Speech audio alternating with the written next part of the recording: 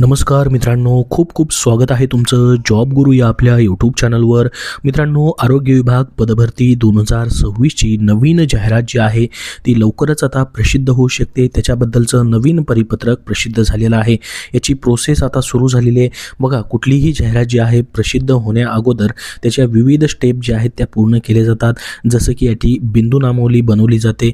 प्रत्येक ठिकाणावरून किती रिक्त पदं आहेत, किती जागा नव्याने निर्माण कराव्या लागतील अशी माहिती जी आहे स्थानिक पातळीवर पासून ते जिल्हा स्तरावरून या ठिकाणी एकत्रित केली जाते स्टेट लेवलला, आणि त्याच्यानंतर मग त्याची जाहिरात जी आहे ती प्रसिद्ध केली जाते. तसंच आपण जर बघितलं 2023ला आरोग्य विभागाची 10,000 पेक्षा जास्त पदांची जाहिरात आलेली होती. त्याच्यानंतर मात्र अजून मोठी जाहिरात प्रसिद्ध झालेली नाही. भरपूर सारी रिक्त पद आहेत. तर मग ही नवीन गट क व ड ची जाहिरात जी आहे कधी येऊ शकते, त्याच्या हालचाली सुरू झालेल्या आहेत. त्याचंच नवीन परिपत्रक प्रसिद्ध झालेलं आहे. त्याचीच माहिती आपण या व्हिडिओमध्ये बघणार आहोत. तर बघा, गट क मध्ये देखील मागच्या वेळेस या ठिकाणी भरपूर साऱ्या जागा होत्या.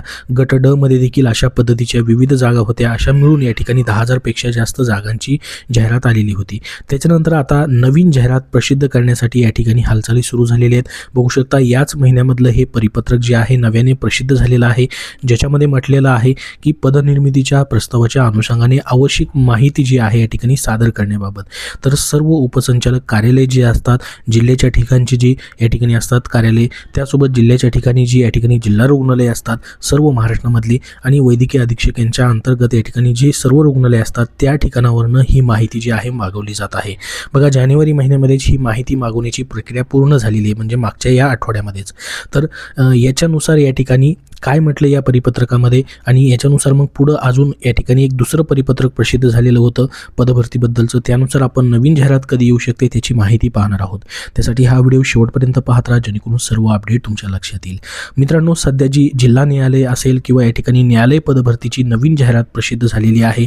मुंबई उच्च न्यायालय असेल, नागपूर खंडपीठ असेल, छत्रपती संभाजीनगर खंडपीठ असेल, यासाठी तुम्हाला जर पुस्तक हवं असेल लिपिक पदासाठी न्यायालय भरती संगणक व माहिती तंत्रज्ञान, ज्याच्यामध्ये तुम्हाला या ठिकाणी 10 पैकी 10 गुणांसाठी हे पुस्तक उपयोगी पडेल. उच्च न्यायालय असेल, जिल्हा न्यायालय पदभरतीमधील लिपिक पदांच्या भरतीसाठी उपयुक्त असं पुस्तक तुम्हाला विजयपथ पब्लिकेशन पुणे यांनी प्रसिद्ध केलेलं आहे. याचं लेखन संकलन विकास शिंदळकर सर, सचिंद कुरुन सर जे की STI आहेत, पवन देशपांडे सर जे की ग्राम महसूल अधिकारी आहेत यांनी केलेलं आहे. या पुस्तकाचं वैशिष्ट्य म्हणजे याच्यामध्ये मुंबई उच्च न्यायालय व इतर जिल्हा न्यायालयांच्या लिपिक भरतीमधील संगणक ज्ञान, कॉम्प्युटर नॉलेज या विषयातील प्रश्नांसाठी स्वतंत्र एकमेव पुस्तक त्यांनी दिलेलं आहे.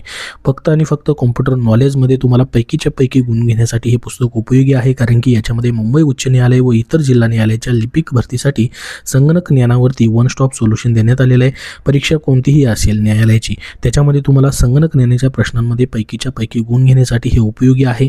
मागील वर्षाच्या प्रश्नपत्रिका प्रिव्हियस इयर क्वेश्चनमधील प्रश्न तुम्हाला टॉपिकनुसार याच्यामध्ये देण्यात आलेले आहेत. नोट्स असतील, शॉर्ट नोट्स असतील, याचे देखील रिव्हिजनसाठी हे उपयुक्त पुस्तक तुम्हाला महाराष्ट्रातील कुठल्याही बुक स्टोअरमध्ये पाहायला भेटेल. विजयपथ पब्लिकेशन पुणे यांचं न्यायालय भरती संगणक व माहिती तंत्रज्ञान, किंवा ऑनलाईन देखील तुम्ही खरेदी करू शकतात. इतरही त्यांची पुस्तकं आहेत, जसं की TCS IBPS पॅटर्ननुसार सामान्य ज्ञान वन लाईनर स्वरूपामध्ये, GS साठी पुस्तक आहे, स्वच्छता निरीक्षक तांत्रिक डायरीचं पुस्तक आहे, वाहन चालक भरतीसाठी देखील त्यांचं तांत्रिक माहितीसाठी पुस्तक आहे.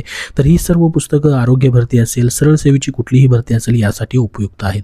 तर बघा, आता ही जी नवीन नोटीस प्रसिद्ध झालेली आहे आरोग्य विभाग पदभरतीची, नेमके याच्यामध्ये काय म्हटलंय? याच्यामध्ये म्हटलंय की उपरोक्त विषयाच्या अनुषंगाने कळवण्यात येते की आयुक्तालयाच्या अधीनस्थ असलेल्या विविध 58 आरोग्य संस्थांच्या ठिकाणी पदनिर्मिती करण्याबाबतचा प्रस्ताव आयुक्तालयाच्या 21 मे 2025 रोजीच्या पत्रान्वये शासनास मान्यस्तव सादर करण्यात आलेला आहे. सदर प्रस्तावास उच्चाधिकार समितीची मान्यता घेणं क्रमप्रत आहे. तसेच आयुक्तालयाच्या अधीनस्थ असलेल्या आरोग्य संस्थेच्या ठिकाणी पदांचा आकृतीबंध मंजूर करून कार्यवाही शासन स्तरावरती सुरू आहे. बघा, पदांचा आकृतीबंध जो आहे मंजूर करण्याची कार्यवाही सध्या सुरू आहे आरोग्य विभागामधली. एकदा आकृतीबंध जो आहे तो मंजूर झाला की तुमची जाहिरात येऊ शकते. मग कधीपर्यंत ही जाहिरात येऊ शकते?